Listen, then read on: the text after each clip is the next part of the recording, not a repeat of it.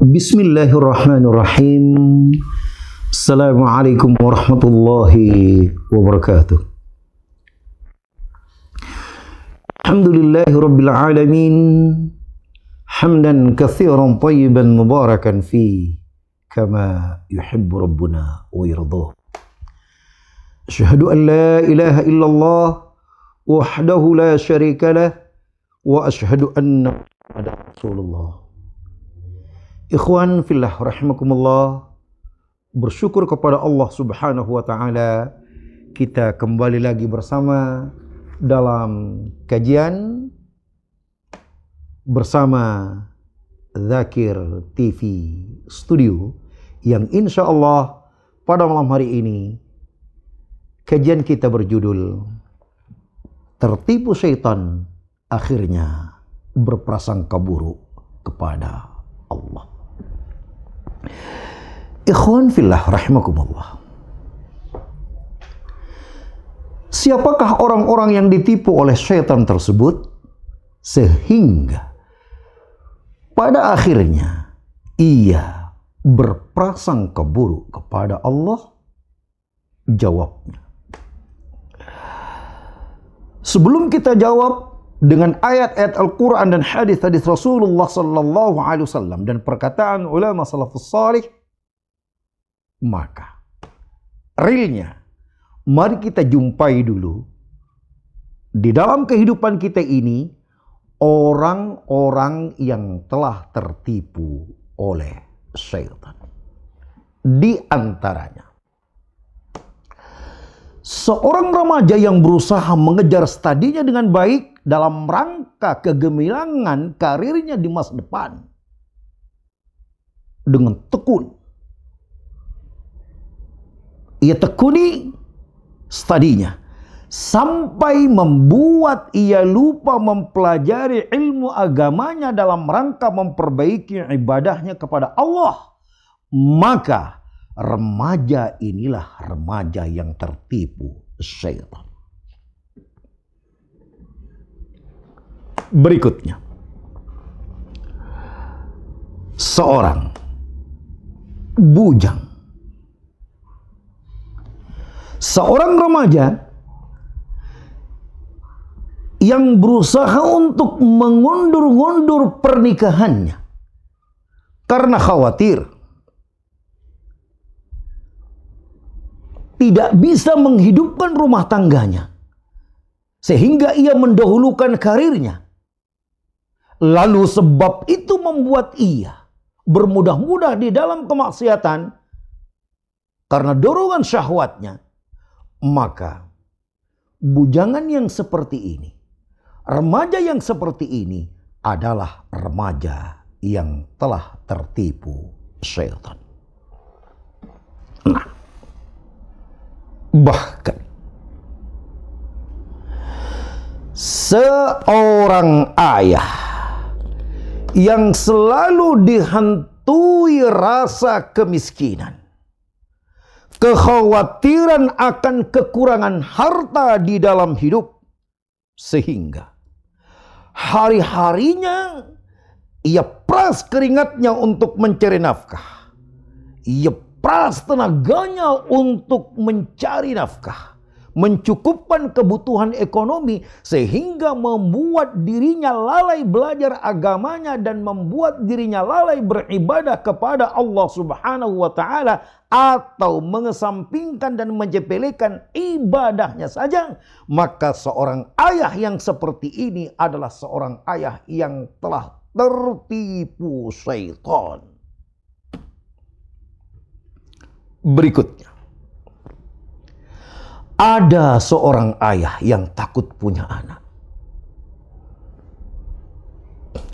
Kalaupun dia punya anak, ia berusaha berdua bersama istrinya untuk membatasi anaknya. Karena ia khawatir tak bisa menghidupkan anak-anak yang lahir dari diri mereka berdua. Karena mereka merasa tak sanggup mencukupkan makannya, membelikan pakaiannya, membiayai sekolahnya, dan lain-lain lagi biaya dalam hidupnya. Akhirnya Ia berusaha untuk membatasi kelahiran anak di dalam rumah tangganya karena takut miskin. Maka seorang ayah yang seperti ini adalah seorang ayah yang telah tertipu oleh syaitan.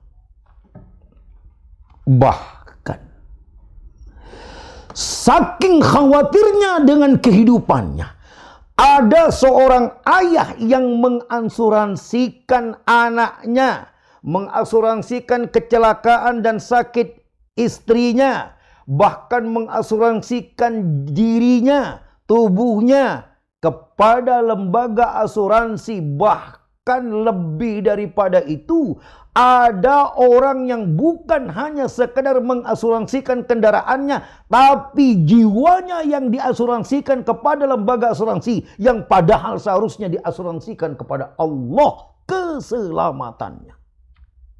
Semuanya hanya karena ditipu oleh syaitan, sehingga berprasangka buruk kepada Allah bahwa Allah tidak akan menolong mereka. Nah, bahkan ada seorang ayah yang takut terus berkepanjangan. Takutnya tak kunjung berhenti. Khawatir akan masa depan anak-anaknya tak kunjung berhenti. Sampai kemudian ajal menjemputnya. Selalu yang dirintihkan adalah masa depan anaknya. Padahal garis takdir rizki anaknya ada di tangannya sendiri, tak pernah ada berada di garis tangan sang ayah. Tapi ayah ini tak pernah berhenti mengkhawatirkan masa depan anaknya. Sampai ia harus sakit, dan sampai sakitnya itu membawa kepada kematiannya, tetap dia berada di dalam kesusahan. Wal'iyadzubillah. Tertipu oleh syaitan.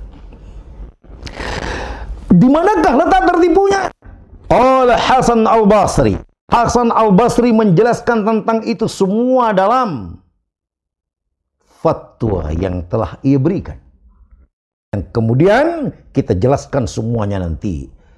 Pernyataan itu di dalam ayat Allah dan sabda-sabda Rasulullah sallallahu alaihi wasallam. Hasan Al-Basri berkata, qara'tu fi 70 mawdi'an fil Qur'ani anna Allah qaddara al-arzaqa wa damanahu wa damanuha li khalqih. Sesungguhnya aku telah membaca sampai 70 tempat di dalam Al-Quran bahwa sesungguhnya Allah telah mengkadarkan rizki terhadap makhluknya, bahkan menjamin keselamatan dan kelangsungan hidupnya. Wa qara'tu fi mawdi'in wahid, dan aku hanya baca ternyata hanya ada di satu tempat suatu kalimat, asyaitanu ya'idukumul faqra, bahwa syaitan menjanjikan dan membisikkan kemiskinan, kekhawatiran hidup ke dalam hati. Fasyakaktu qawla salik fi 70 mawdi'an.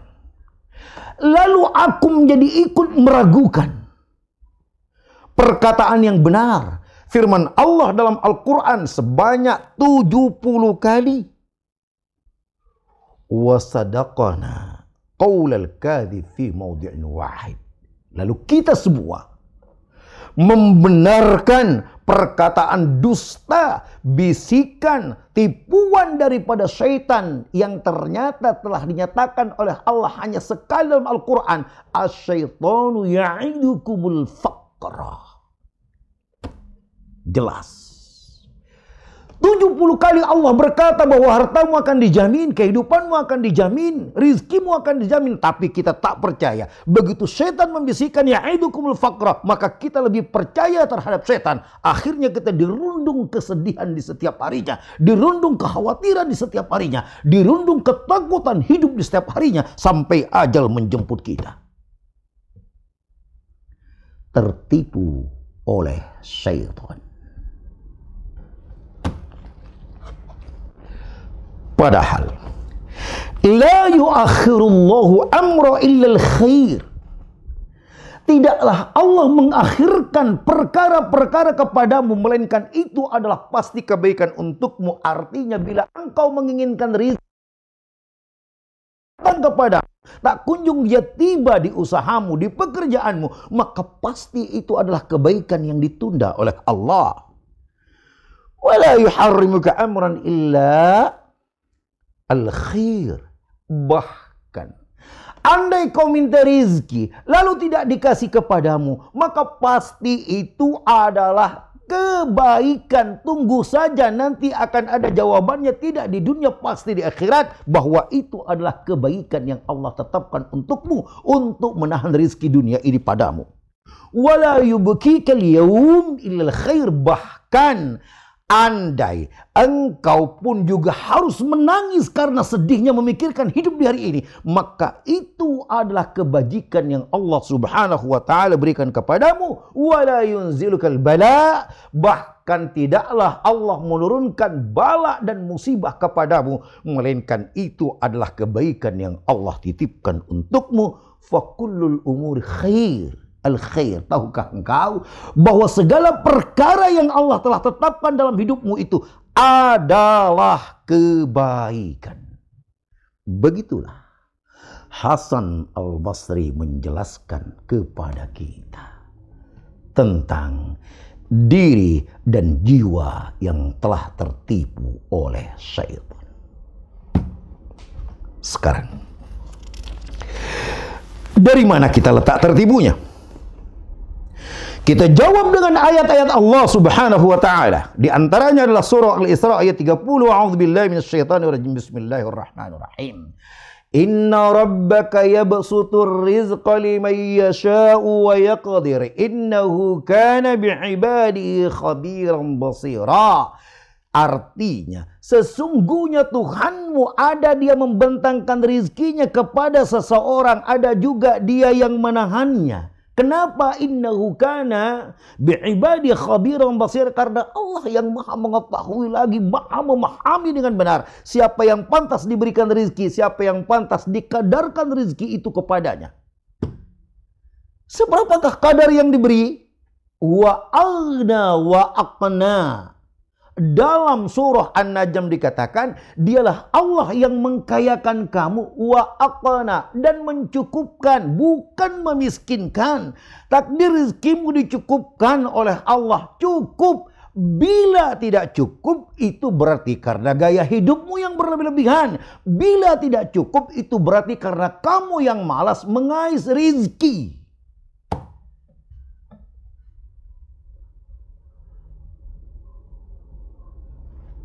Ikhwan fillah rahimakumullah.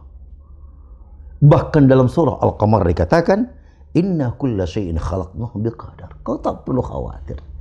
Segala sesuatu itu telah Allah ciptakan dengan kadarnya masing-masing. Kenapa kau khawatir? Kalau kadar rezekimu telah berada dalam ketetapan Allah. Dengarkan. Sampai kamu ingin masuk ke jenjang pernikahan pun telah ada jaminan dari Allah subhanahu wa ta'ala. Bila kau merasa kau adalah lelaki miskin, kau adalah jejaka miskin, kau adalah bujang yang miskin, iyakunu fuqara yughnihimullahu min fadli. Dalam surah An-Nur ayat 30. Bila kamu adalah lelaki miskin, maka Allah akan mengkayakan kamu dengan rizkinya. Bahkan dalam hadis Rasulullah sallallahu alaihi wasallam sabdakan, pada hadis yang diriwayatkan dari jalan Anas bin Malik yang dikeluarkan oleh Al-Imam Ad-Dailami, maka Rasulullah sabdakan, iltamisu rizqa bin nikah, ar-rizqa bin nikah. Carilah olehmu pintu rizki itu melalui pintu pernikahan. Artinya bahwa pernikahan itu justru menjadi pintu kecukupan dan pintu rizki untukmu, bukan pintu kemiskinan. Kau telah tertipu syaitan.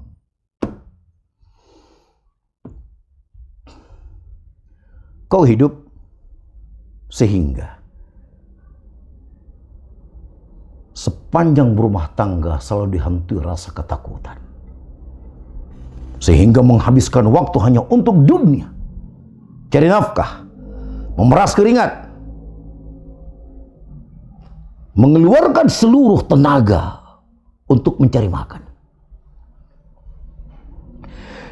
sehingga kau lupa waktu ibadah, lupa waktu sholat, tak terlihat di masjid melakukan sholat berjamaah.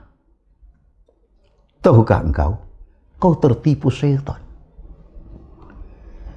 Allah telah firmankan dalam surah Hud ayat 6, "Wa ma min dabatin fil ardi illa 'ala Allahi rizquha." Jangankan engkau manusia yang lebih sempurna, binatang melata yang bagaimana saja, baik dengan 4 kaki, 1000 kaki istilahnya kelabang, 2 kaki, bahkan tanpa kaki seperti cacing yang cuma jalan semili-semili, itu telah mendapatkan takdir dan kadar rezeki oleh Allah. Apalagi kau manusia sempurna. Kenapa kau justru tidak datang kepada Allah? Kenapa justru dunia melalaikanmu? Hanya karena tipuan syaitan, bisikan syaitan yang menipumu.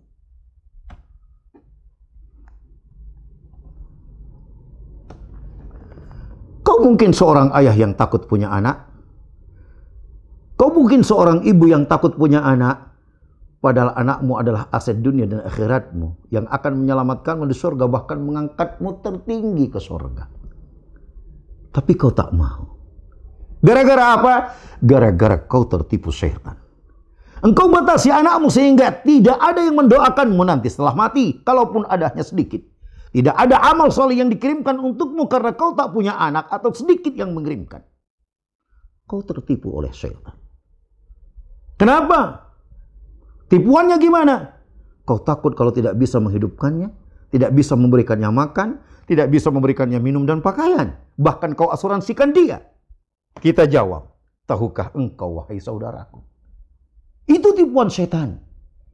Janji Allah dalam Al-Quran bahwa Allah akan berikan rizki padamu dan padanya. Dibalik lagi, Allah akan memberikan rizki padanya dan padamu. Biar kau yakin betul bahwa anakmu punya garis tangan tersendiri, garis rizki sendiri, dan kau bukannya garis rizki sendiri. Allah tidak meminta agar anakmu memakan rizkimu dan rizkimu tidak memakan anakmu.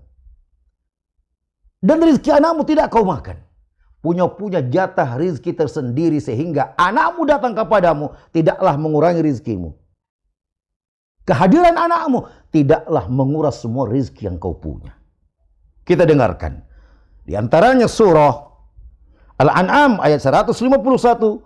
وَلَا تَقْتُلُوا أَوْلَادَكُمْ خَشْيَةَ وَلَا تَقْتُلُوا أَوْلَادَكُمْ مِنْ إِمْلَاقٍ.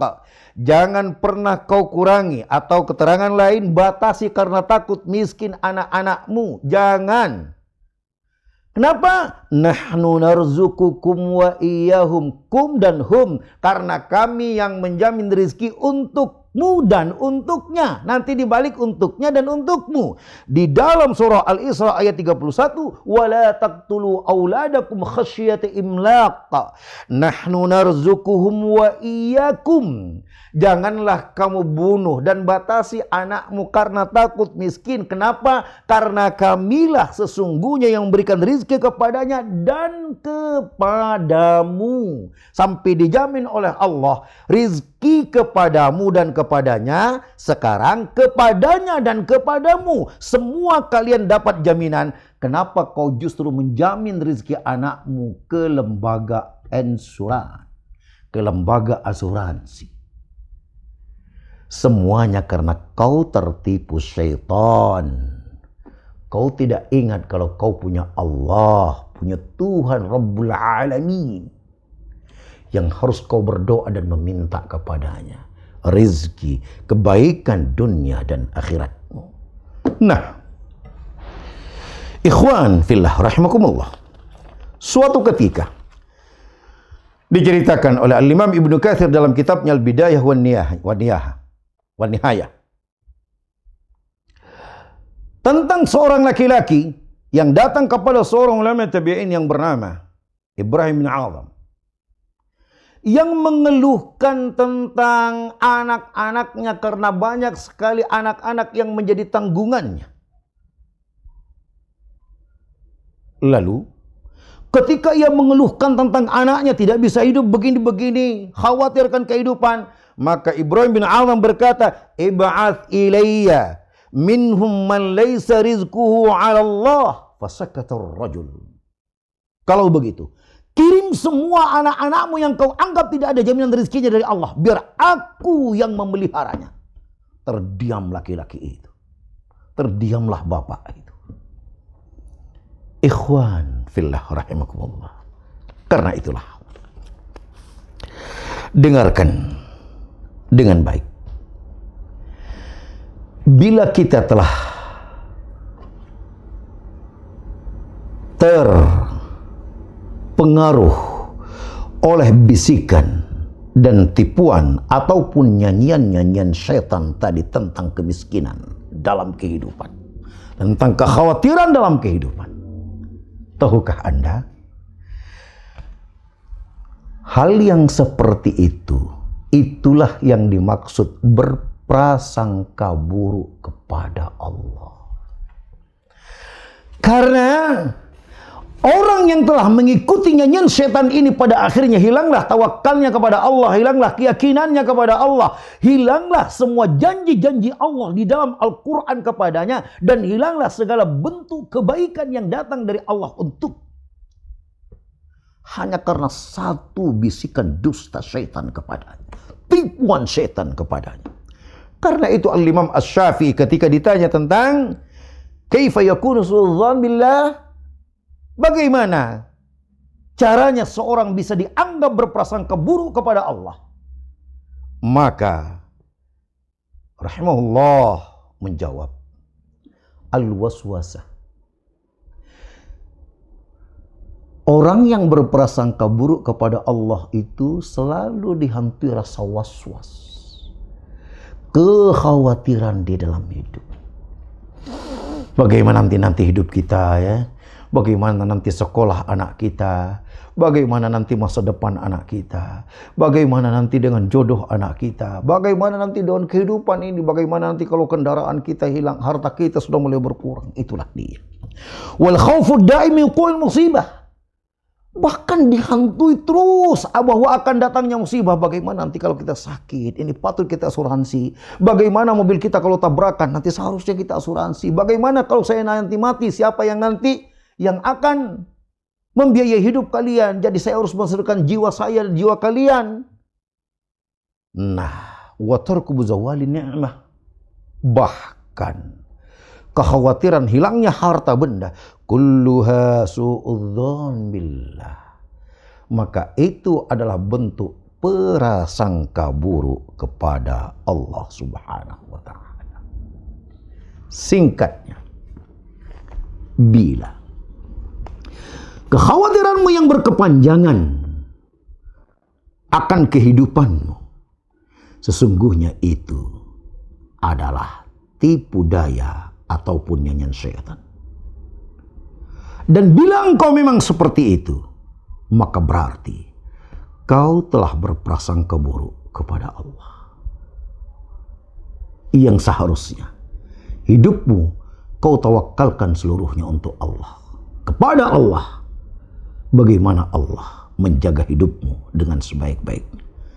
Wa 'alallahi falyatawakkalul mu'minun. Dan kepada Allah lah orang-orang beriman bertawakal. Itu artinya kau tak punya iman. Bila kau punya iman, itu pun sangat sedikit. Yang benar adalah kau jangan ikuti tipu daya setan, nyanyian setan. Sekarang kuatkan tawakalmu kepada Allah. Bekerja dan berusahalah. Cukupkan kehidupan rumah tanggamu sebatas usaha yang kau mampu, dan tawakalkan semuanya kepada Allah. Akhir daripada usahamu, insya Allah Allah akan cukupkan. Demikianlah kajian singkat ini. Semoga bermanfaat. Subhanakallahumma bihamdik. Asyhadu an la ilaha illa anta astaghfiruka wa atubu ilaik. Assalamualaikum warahmatullahi wabarakatuh.